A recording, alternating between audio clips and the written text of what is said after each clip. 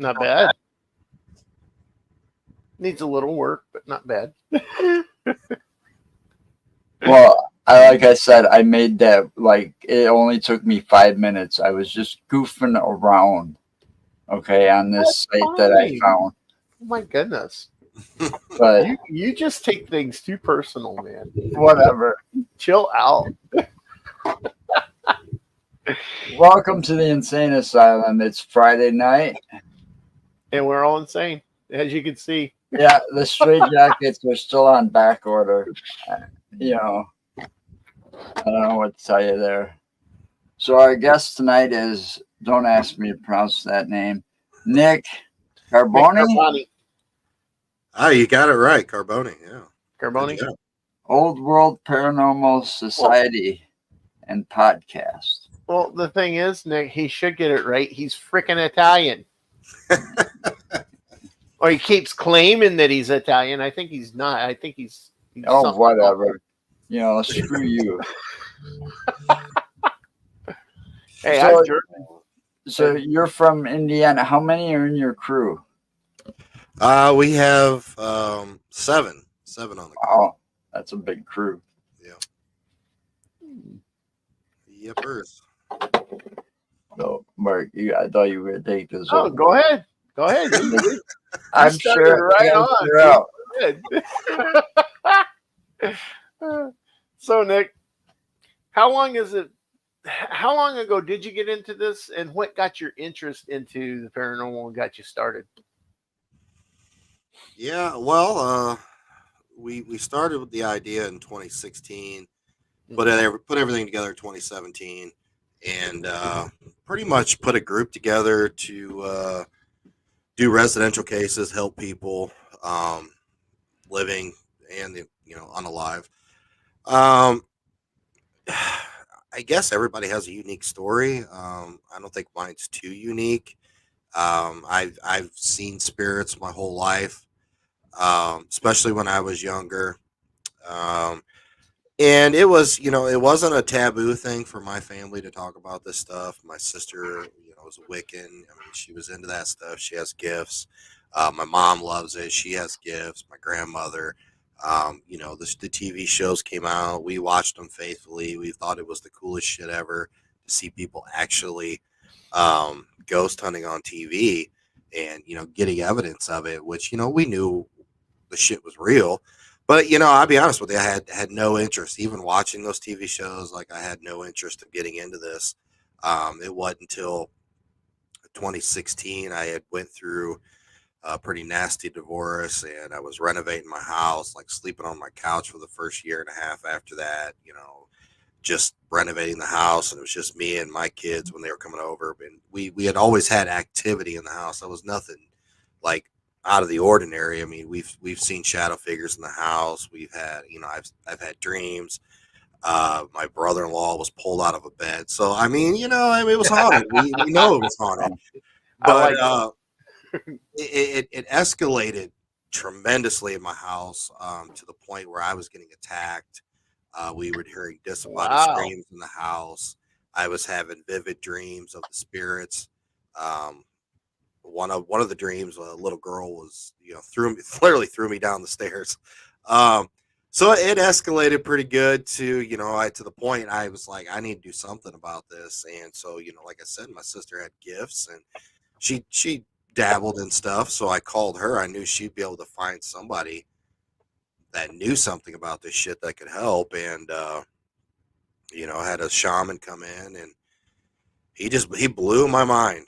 And what he did was eye-opening and completely changed my life, because at that point I looked at my sister and was like, hey, we need to start a team. And that's where the idea came. And like I said, when we started the team, we just wanted to pay it forward and help people like I was helped. And that's still the motto today, even though we've done a lot of things Well, just in yeah. a shorter amount of time. Yeah, cool. So, your activity that when it ramped up, was that or did that happen before or after you started the renovations? After, I mean, it ramped up after, Okay. and it turned to find out it was the original owner of the house. He had died in the upstairs bedroom, and he had been in, did some nasty stuff in life, and was afraid to cross over, the whole hell aspect of it. Mm-hmm. And he didn't like what I was doing in his house, and Most he don't. was going to let me know, and he did.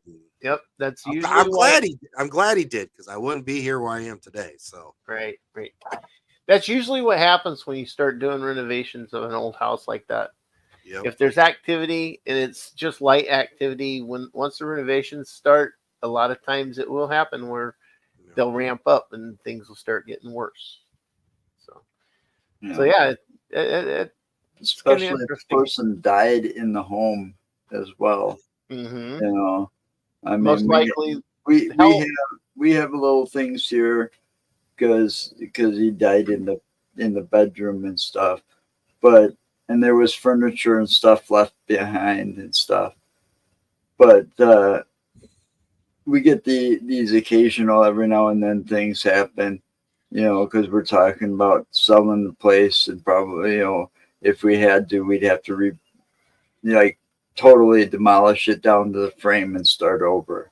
Right. And when we start talking like that, shit like the Google and the Alexa things start going off when nobody's in the room to set them off. Mm-hmm.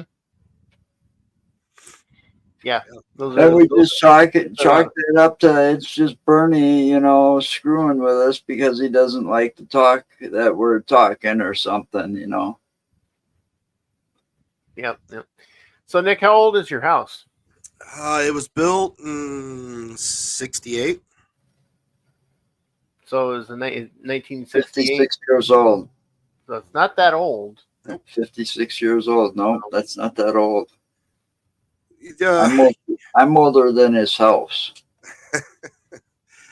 The area where I'm at is the spiritual energy around here is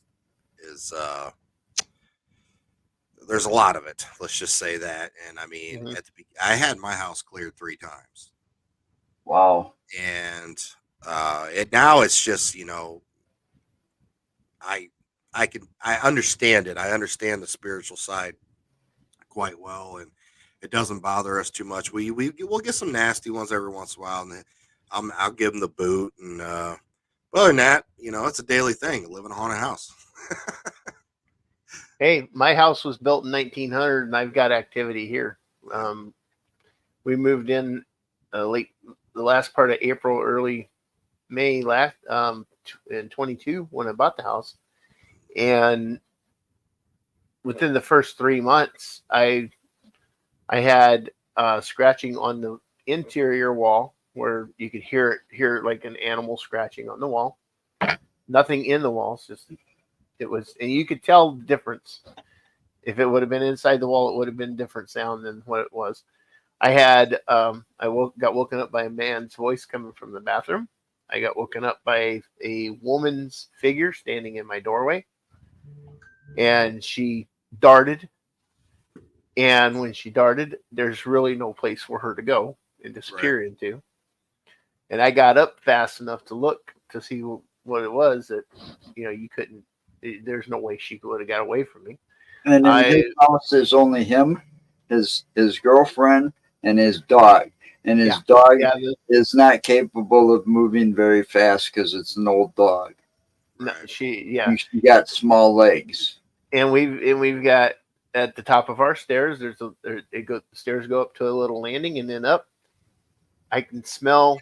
I don't know if you've ever smelled it. It's that old flowery perfume that Avon used to produce. Mm-hmm. I got you. Yeah. we get that smell at the top of the stairs. Mhm. And then, Smells like grandma. Smells like. Yep, smells like an old grandma. And what was that, Joe? And I said, Lisa, don't wear perfume. No, she doesn't. Well, she does, but not stuff like that. And not that often. No, and not that often. And then I've But you did some renovation too there, so you might have stirred up something because you tore out that wall and put in that sliding glass door in the kitchen.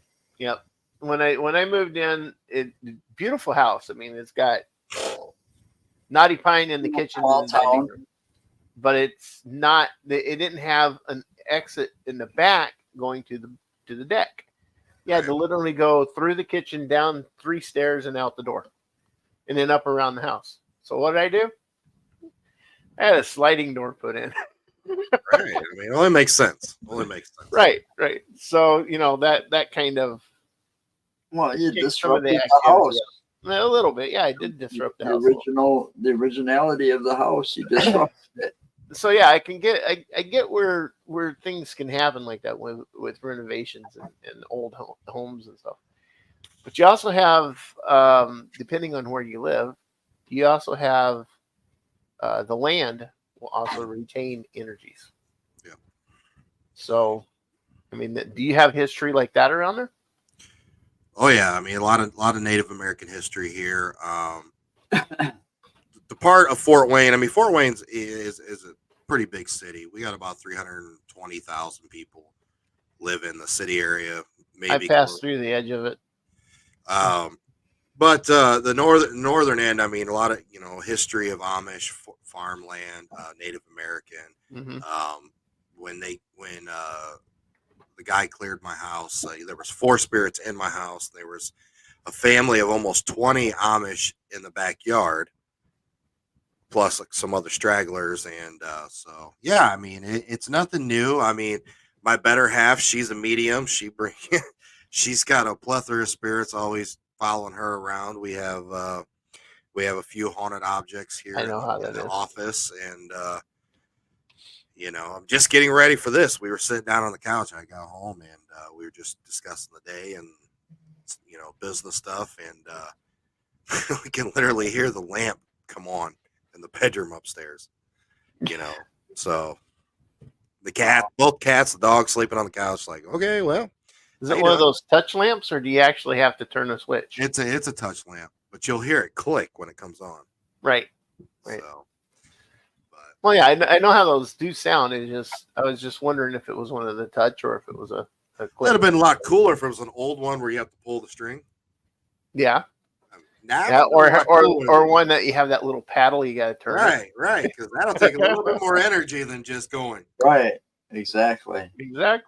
Yeah, come on, Spirit. Step up your game. I mean, those touch lamps are like setting They're off like a REM pod. pods. Yeah, exactly. They're like a REM you pod. were on my brainwave there. Yeah, just like a REM pod. The proximity, you get, some physically touching them things or touching the antenna of the REM pod, and they go off. Yep. The only difference is the REM pods are proximity, and the touch lamps you actually have to have contact on it. Yep. So, but still, to have those things go off out of the blue, that's kind of freaky. It's not. But I haven't had one of those lamps in forever either. I don't find it freaky. I like it. It's pretty damn cool. See, I don't get scared. I don't get scared either. I'm jaded from all this stuff because I've been involved in the paranormal and the metaphysical since I was like 14 years old. So, my mom always had the ability to see things. I actually have the ability. I can see auras. Okay. And I can feel when energies are around me, and I can know if they're bad energies or good energies or anything like that. So, so do you have any of those like Alexa or we don't have a Siri or Alexa. I don't want. So you don't do the smartphone or the smart house type of thing? No. No.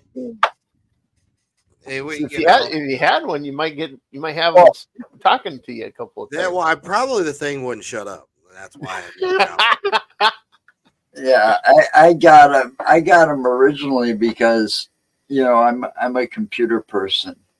I've been around computers long before the internet, and I just curious to see which one was better. And you know, I'm not done yet with my whole little experiment, but these things are stupid as fuck. I'll tell you that. Well, they're attached to the internet. They can be set. You can set them how you want them to be. Yeah, but when you ask them a question, if you don't word it just right, they'll give you some answer that doesn't even totally relate to what you're looking for. Yeah, I've experienced You know, Well, maybe it's picking up the other conversation in the room. who knows? Could very well be. I So, mean, what is your I want to phrase this right. Your rate on picking up activity when you go and do investigations. How often do you actually get activity, or is there times that you don't get activity?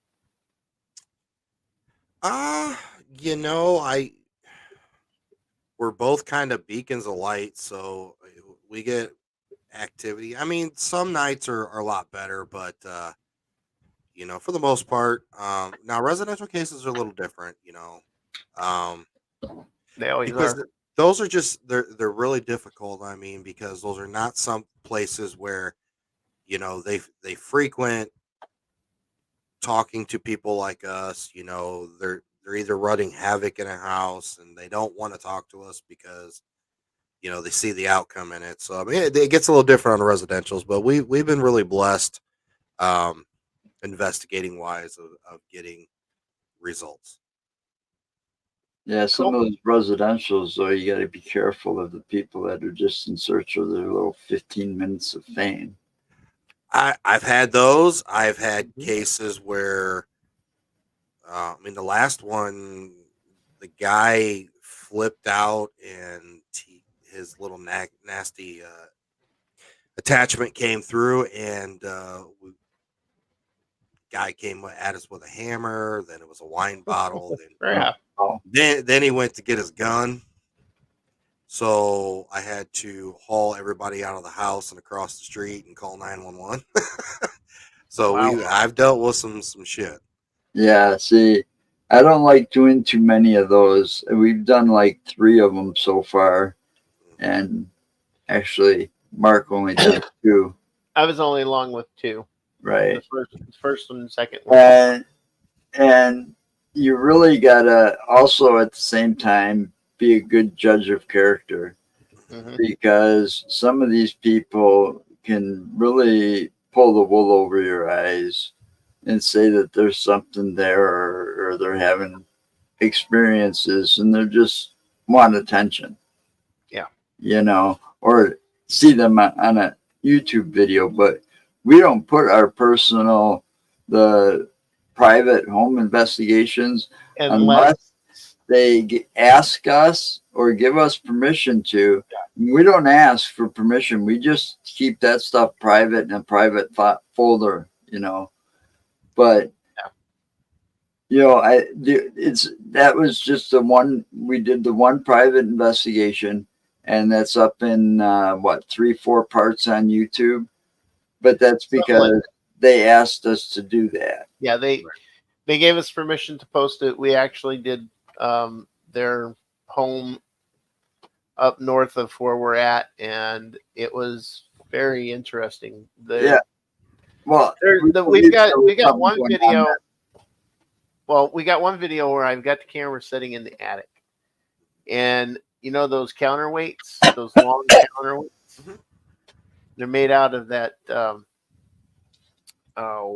What is that? The same stuff that it's like it's a metal. It's that steel or whatever. It's real heavy, but it's really brittle. like if you hit it, it'll break easy, Lead. but it's Maybe. heavy. No, it's not lead.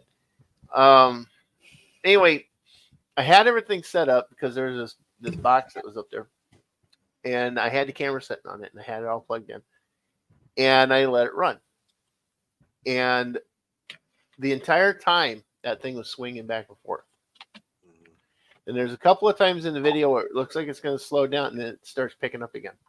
Wow, that's cool. So it's that's the kind of experiences that we had in that day, and then we caught what looked like orbs in in the basement area, and I felt an energy in this one little area that was kind of a confined area, and Joe was using a EMF meter, and the side that had the electrical wires on, Right. he wasn't getting any readings. The side that didn't have the electrical wires on it, he was getting readings, and we couldn't figure out why it was peaking on. And the one side it was peaking, there was no electrical wires. On the other side, we weren't getting anything, and there was the electrical wires. Oh, that's interesting. So, Sure. Yeah. So I mean, so do you ever get stuff like that happen with you, or is there a certain kind? There's Yeah, the attic. there's that. Yeah, cast iron. That's what I was trying to think of. Cast iron. You would remember it, but And it never stopped moving. And yeah, it that, never stopped moving. There's no wind up there or anything like that. and that video's like over an hour long. Or just under an hour. 59 minutes. All right, Joe. We ain't gonna sit here and watch it. So take it down. So, I mean, what kind of equipment do you usually use, and do you ever get kind of weird experiences like that as well? Oh yeah. I mean, we've done over 50 residential cases. I've been all over the place. I co-founded the Bell Mansion in Fort Wayne. Cool. So I this is something like I've seen it. I've been physically touched. I've been mentally affected. I've my mental state, like my attitude. I've been physically attacked multiple times. Ohio State Reformatory. We were there. It felt like I got jumped by 5 spirits. Wow. Walking down the third tier on the west cell block. But I don't get too excited anymore, but I'm like, whoa, that's cool. Like, I mean, literally, like a full body apparition can just walk in the room, and I mean, I'd be like, whoa, holy shit. I wouldn't. It's just different. Like, you've been doing it for so long. Like you guys, You're you starting just to get like, jaded. oh, okay, that's cool. Yeah, you're starting to get jaded to it. Yeah. To where everything's becoming more of a routine for you in it rather than something that rarely happens. I plus, seeing them a lot when I was younger, so that doesn't really shock me anymore. But yeah, I mean, kind of equipment. I've got a lot of equipment, but a lot of it just collects dust. On our podcast, we ask a few specific questions at the end that we ask every guest, and one of them is, if you had one night, one investigation, you're only allowed 3 items to investigate with. What are you going to use? And me, it's my phone, because if it was down to it, I could take video, I could take photos, I could take audio. If I wanted to break out a ghost app, though I'm not like a huge fan of them, it's on your phone. But I have what's called a direct link. It's made by J.W. Prather and Austin Maynard. I like that, and I'd probably always take a REM pod. I like a REM pod, but yeah. I mean,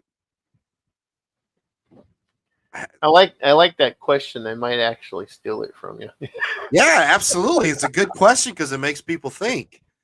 Well, You know? yeah. Well, There you know, occasionally. but that question has one fault in it. What's that? See, because you see, some people say stuff like, what's your favorite piece of equipment? And, I've noticed a lot of people that we've interviewed over the past, I don't know what, 5 years now we've been doing this with the Something like that. podcast part of it, That's cool. that they always answer themselves, right? That they are their favorite piece of equipment to take on an investigation. So when you ask that question, that's automatically included. See? Right. Well, that's another thing too. Occasionally, I'll bring So up with groups. I'll be like, "So, what it's a what good would question, you but consider?"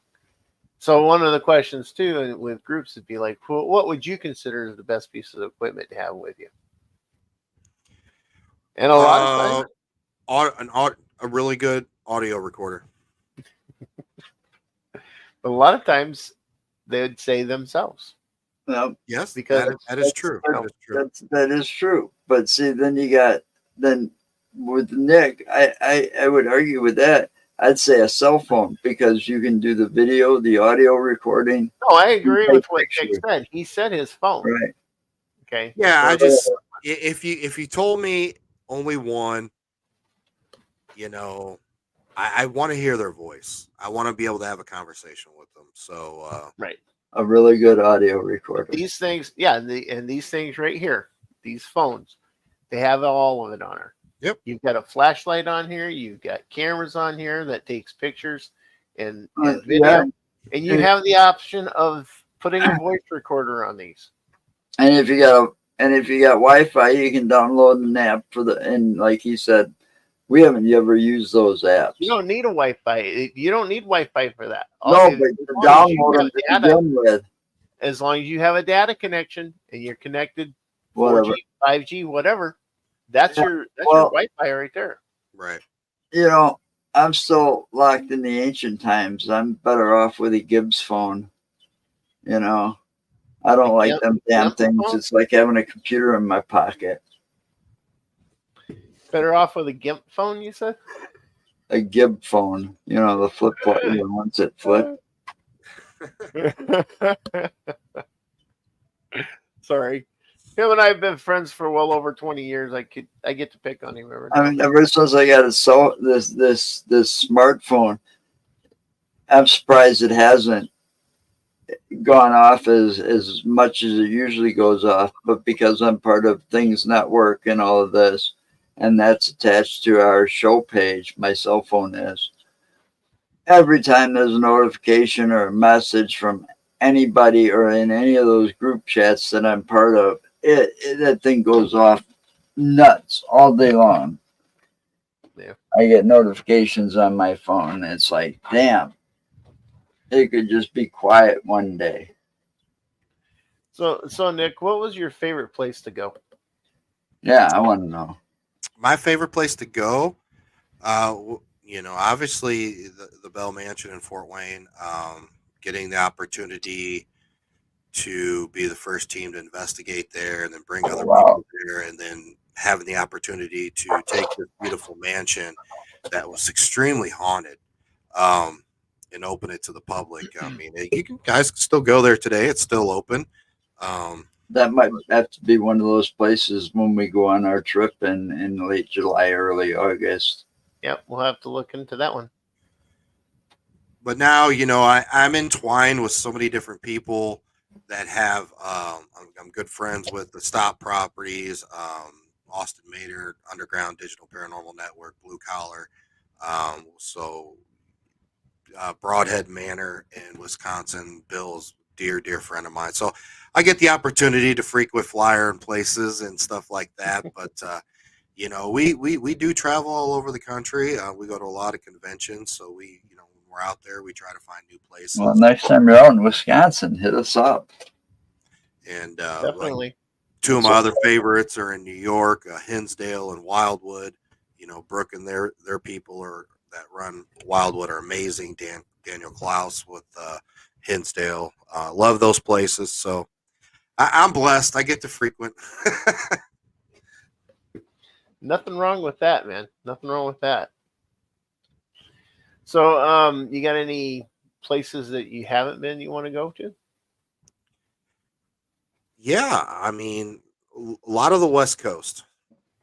You know, I went out there one time to Laughlin, and we got to travel around and do some things and stuff like that. Mhm. But we got some California trips that we're going to be planning here soon, and some other places in Kansas. And I don't know. I always say my next one. You know, that's going to be my favorite. The next one. Any particular place in Cali you're looking? Yeah, I knew that was coming. He Obviously, brought California up. Obviously, you got to go to the Winchester House, and you got to go to Alcatraz and Queen Mary. Everybody does Winchester House, but yeah, I agree. I get you. And you know, me, it's more. Even if I went to the Winchester House and I got no activity, I could give two. I wouldn't care. I'd say I've been there. I want to go to Alcatraz. You know, but we're working on a project right now, so we're looking at some stuff out there I'd like to go to Alcatraz if I ever get out that way. I mean, who wouldn't want to go to Alcatraz? Right. Well, exactly. He shouldn't want to. He'd have to leave him there in one of the cells. Oh, screw you. You know, you probably got to go to the coast and see it just from that point of view. I was on Fisherman's Wharf. I was on Fisherman's Wharf, and you can see it from Fisherman's Wharf. See? Oh. During the time that he's a California transplant. They actually had Alcatraz closed to the public for quite a while, and then they just recently reopened it, I guess. But they did have it closed to the public for a while. And that Winchester mansion, that would just be a spectacle to see. Well, I'll tell you, Hearst Castle is pretty interesting to see too. But that woman, if I got the story right, she was the heiress to the Winchester, as in the rifle Winchester. Yeah, and there was like something like a curse or something put on the family, or she had to pay because of all the souls that those guns killed. And so she got told to keep building this mansion. So there was stairways going nowhere, doors going, just endless building until the day she died. Yeah. And I've heard so many stories about that place and watched all those documentaries on it, and it's like, man, I have got to check that out if I get out that way. I'm right there with you. I want to go check it out. I'll tell you though, the man is saying go see San Fran just because it's a beautiful place, but a tragedy hit San Francisco in 1989, and ever since then, I would pretty much bet that there's been some activity there, because that earthquake that hit San Fran. It took the what was it, 280, that was the double deck highway. Yep. And made it collapse on itself, and then it took a section out of the Bay Bridge. Yeah, that was my 21st birthday. That was the exact day of my 21st birthday when that hit. I might be able to top your 21st birthday. Uh-oh. That was October 17th, 1989. My 21st birthday was September 11th, 2001. Oh, you got to be shitting me. Dead serious. Wow. Oh my God. That is insane. That is insane. Oh, wow. That is just crazy insane. Bet nobody can beat that. No, probably not. Yeah, I'm like I mean, that was such a tragedy. I remember that. No, Amanda, I haven't. I just seen that Amanda asked if either of us have been to the Wally house. in San Oh, Diego? no, I haven't been out there. No. No. Never been to San Diego. I've been to a couple places in Cali. We had a great, but where I lived at, I was 6 miles outside of a little town called Layton. And there's this park there called Kingston Park. And it is situated right next to the Kings River. Mm-hmm. That park has shadow people in it. One of them is a white figure. And we used to go in there 11 o'clock at night, stay until 2, 3 o'clock in the morning, smoking, drinking, doing whatever, horsing around, Getting getting stupid. in trouble, And then when the water was in the river, we go swimming in the river. But I didn't swim because I can't swim. I don't know how to swim. My mom never let me learn how to swim. But my friends would swim. I would wade out to my ass, and that's about it. But Right. we'd always have a good time there. But it didn't matter, no matter what time of year it was when we went, and it was at night like that, we'd always see shadows, always see the shadow people.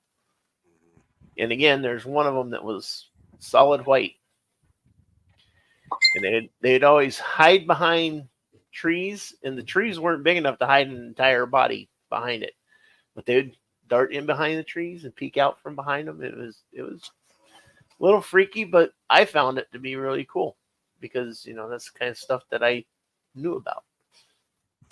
Yeah, I mean that's amazing to be able to witness that once, but multiple times. That's awesome. Yeah, and it never failed. Every time we'd go, I mean, everybody would pretty much stay in their own group, stay together as a group because we really didn't want to deal with anything happening to anyone. Right. But yeah, it was a really cool experience to have, and stuff like that's part of why I'm jaded to all this stuff. I've never had that flight response. How about you? I'll ask you that. Have you ever had? Do you have the flight or the fight response? Oh, definitely. Now fight. Um, little kid, definitely flight. But no, I'm pretty. I'm prepared for whatever. So It's good. But after your first attack, you're like, yeah, whatever. This ain't nothing. So you just learn to deal with it. Yeah, I've been touched. I have, but I've never really had any like attacks to where like major physical like scratches or cuts or anything like that. Right. But I have had spirits literally brush by me or reach over and touch me on the shoulder or on the arm. I actually had one touch me on the back, like almost center back of my back, and push and it pushed. So I felt the pressure of the push, but nothing hard enough to really try and knock me over or anything. So we always call that ghost love. It's just ghost love. I'm kind of like, you're saying that your other half is a sensitive, right? A medium. Yeah, she's actually on the chat. Bree Hollingshead. She's my better half. Oh, cool. So, and you say she's got a lot of spirits that follow her? Yes. Well, I mean, she's a full-blown medium. I mean, so they're attracted to her, So Mm-hmm. I mean, it's a 24/7 gig for her. So that is pretty cool. Yeah, I've got about 300 of them that follow me around. People, I'm not shocked. I mean, people just don't understand that. I don't know how to explain this.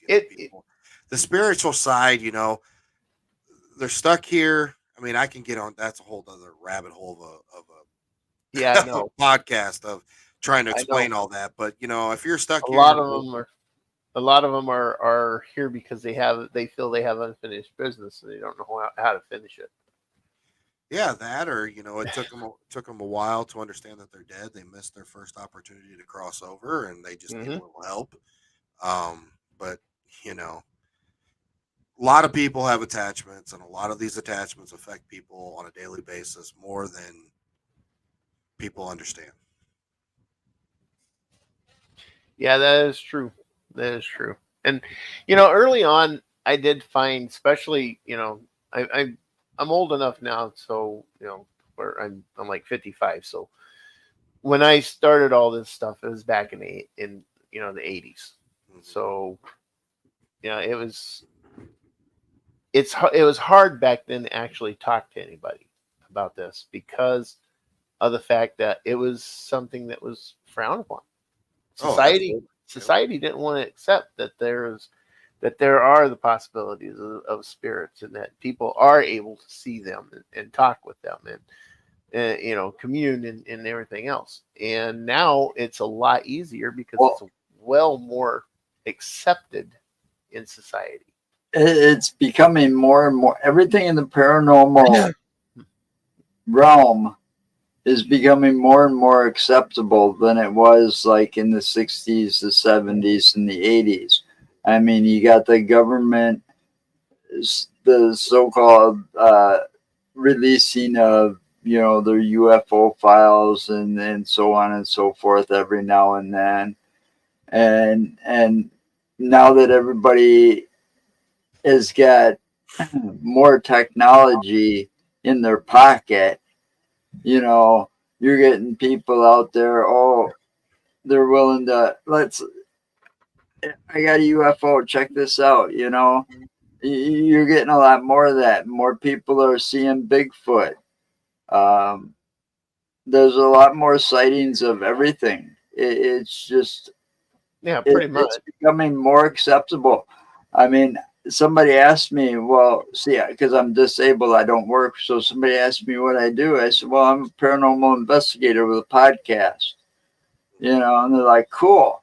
And then they start talking to me, like asking me, oh, have you been to this place yet? Have you been there?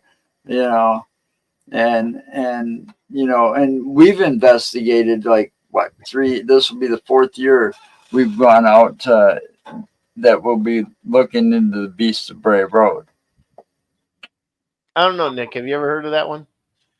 No, I haven't. It's like the Michigan Dog Man, if you've heard of that. Oh, yeah. Okay. Yeah. Gotcha. It's a similarity to it. So going into that, Joe mentioned UFOs and the cryptids, and that's all part of the paranormal as well. Do you do anything in that realm of it, or do you stay strictly or specifically within the spirit realms? No, the way I view things, extraterrestrial to spirit beings, I mean, if you really think about it, you dive down to it, spirits that we think are spirits are actually extraterrestrials. Okay. You're no longer human. You are an energy form. But yeah, I dabble in the UFO stuff, the cryptid stuff. I do believe I think cryptids are interdimensional beings or categorized as something elemental made from nature. I've heard that. I've heard that a few times. Yeah, there are theories about especially Bigfoot being interdimensional. Yeah, I mean, come on. I mean, the guy, greatest hide and seek champion of all time. Yep, there you go. Wife's got a shirt that says that. And Hey, even in Nick. today's time, in 2024, with all the technology that we have available, to drones, to everything else, Hmm. I would still think we'd be able to catch this guy better in a pixelated picture. So, Right. Yeah, I think the best video out there is the Patterson film. yeah. And it's been The authenticated. I mean, doll's name is Penelope. There you go. Yeah, that Patterson film is also held up to a lot of shit scrutiny. ton of scrutiny. So yeah, I think it's one of the most believable footages I've ever seen. See, and what intrigues me most about that Patterson film is the fact that you can see the muscle moving under the hair. Mm-hmm. Okay, back then in that time frame, they didn't have the latex type suits like we have now.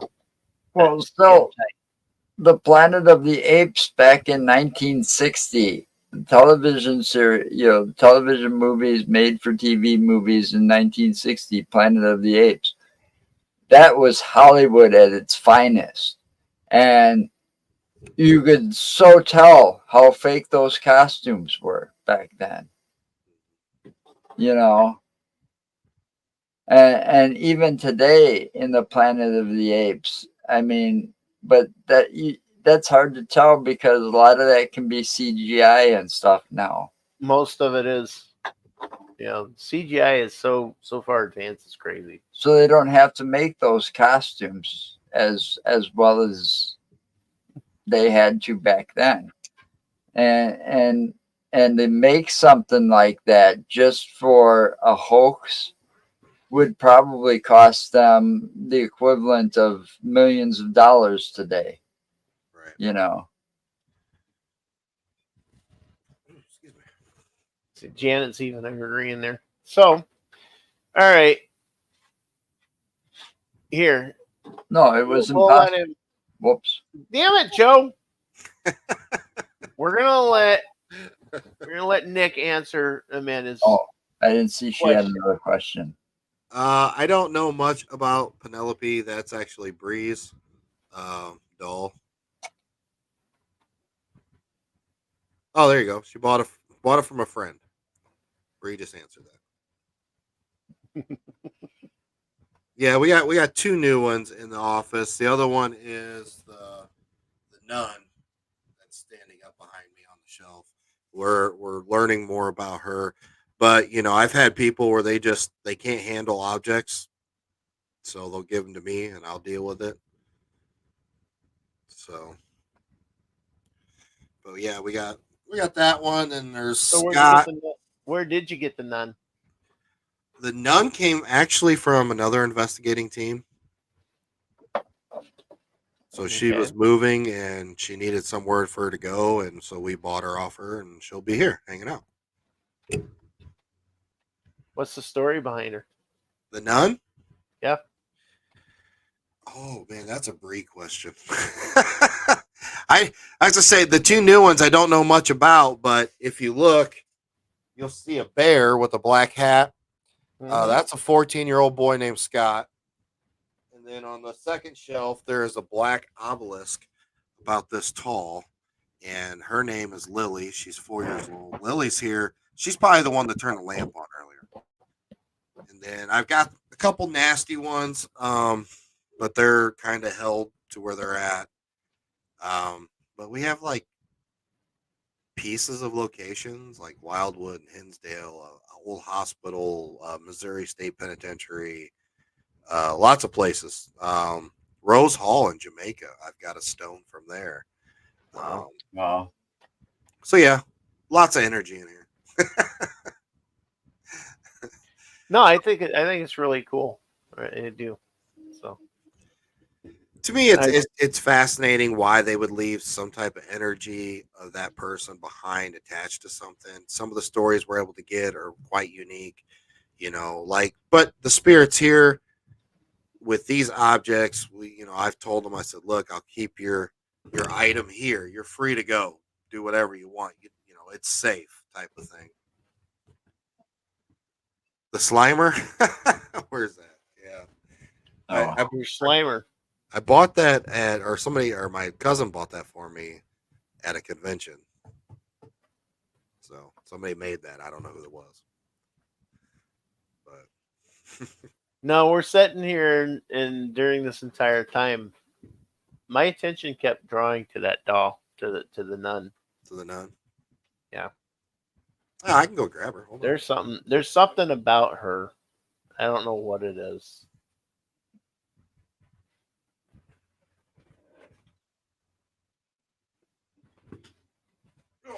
Here she is. I heard it too. She doesn't look that old. No, she's Like- fairly newer. And I tell you what, I do not like porcelain dolls. I don't like dolls to begin with. I just don't. They creep me out. I don't blame you. I have a figurine that I was given, and it's kind of funny because the woman that gave it to me inherited it from another woman who helped her with her raptors at her raptor rescue here in Wisconsin. And I was delivering some product to her. And I came in that day, and she comes out of the building, and she goes, "I'm glad it's you today." And I go, "Really? Why is that?" She goes, "I got something I was told I have to give to you." Oh, okay. Well, let me finish up here, and we'll talk about it. Right. Well, what it was is the woman had a lot of these figurines and like resins and porcelains and stuff like that. And she had left them to this other woman that was the caretaker of the rescue raptor, or raptor rescue. I can't even say it right. And so when I got done, she had me follow her to the back room where we're standing, and she walks up to this table she's got sitting there, filled with all these figurines. And she said to me, she said, "I was told I have to have you pick something from this table. And it's for you." Well, there was this figurine that is about this tall. You don't. Okay. It's a Native American woman, Okay. but it's an angel. Oh, wow. And she's got an owl on her shoulder or on her somewhere. And that is the piece that I was drawn to. And one of the reasons is my mother was obsessed with Native American, and she was obsessed with angels. That's awesome. Now, That's awesome, brother. how about that for a coincidence that piece would be sitting there? Right. And that I would be told that I have to pick a piece off of that table. I mean, it's meant to be. It's meant to be, for sure. Yeah. So that's why when I seen that your nun, I was kind of, it's like there's something about that nun that's drawing my attention. So. Well, Anyway, it's cool. I'm extremely fascinated with religion. I dive into a lot of religion things, and of course, it ties into the paranormal. And so yeah, I like little nun things. I've got the actual nun from the movie Conjuring and all that. I got a huge painting done by Pam Gear. She's Dave Gear from Paranormal Quest's mom. She's also the infamous West Virginia State shadow figure in the doorway. Pam's the one that actually took that picture. cool. But yeah, I like that stuff. So just still not a fan of dolls. Still not a fan. I get a kick out of dolls. With some people, there are some people out there just literally freak out when they see dolls. Yeah. And I've known a couple of people that are that way. Yeah, they're just, some of these are just too lifelike. I don't know. But I've seen a few like that. Yeah. especially the older ones, the real porcelain ones. No, give me the ones that are like, the figurines or the dolls like Chucky. There you go. Yeah. Or Pinhead from Hellraiser, we go on and on with the horror films, but no, not the ones that look like real people. And some of them look way too real. They creep me out too. No, I don't have a problem with it. They don't. I've said this many a time too. The Annabelle doll. Yeah. I would give her a hug. Oh, most definitely. Most definitely. She needs one. She needs a hug. I would not be afraid to give her a hug. She just needs a little love, man. Yeah, exactly. And about a week later, I'd be visiting your grave. I doubt it. Hey, he's drinking the same thing I'm drinking. Oh, what a Mountain Dew. Yeah, Tell Joe. him. Joe. Go ahead. Joe bleeds Mountain Dew. Well, Mountain Dew's good, man. I can drink it I've warm been and I can drink drinking. it cold. I've been drinking Mountain Dew since 1974, 75. There's nothing wrong with Mountain Dew. I like Mountain Dew. In fact, that I- is my drink of choice. I Only won't drink I any can't other handle- soda. I can't handle the sugars of it. I won't drink any other soda. If a place doesn't have, Pepsi products, then I end up drinking hot chocolate or something. If you're at a restaurant and they got like Coke products, I won't drink anything Coke products. Maybe root beer, because root beer is root beer, but some taste better than others. I But agree. my preference and the only thing you'll find in my fridge is Mountain Dew. And I'm kind of pissed off at Pepsi right now. I feel they should be delivering this shit to me for free because I've been looking all over. Oh, try our product locator. Nope. They bring out this real sugar Mountain Dew that tastes like the stuff from way back in the 70s. And now I can't find it anywhere. Huh. It was only available in 12 packs, but I could find it everywhere. Walmart, Pick and Save, Quick Trip. And now he can't find it anywhere. And I say, I write them to their website, and they're like, respond, check our product locator. So I checked their product locator 3 fucking times. They say this store is in stock. So we go there. Nope. Not there.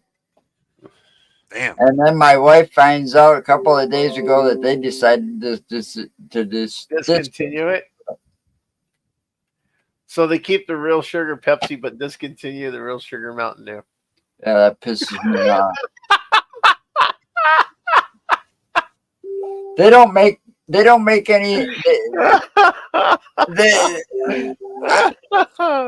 I like the Mountain Dew. It's my favorite product. Livewire. I like Livewire.